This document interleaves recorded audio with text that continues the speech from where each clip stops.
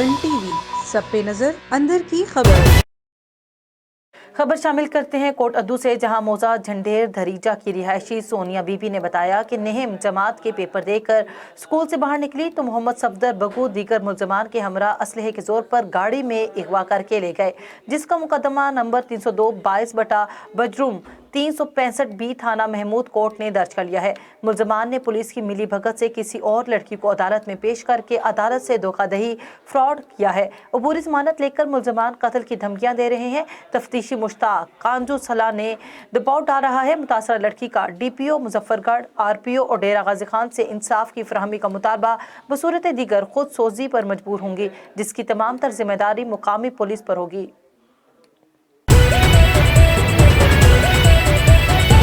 A1 TV, सब पे नजर, अंदर की खबर।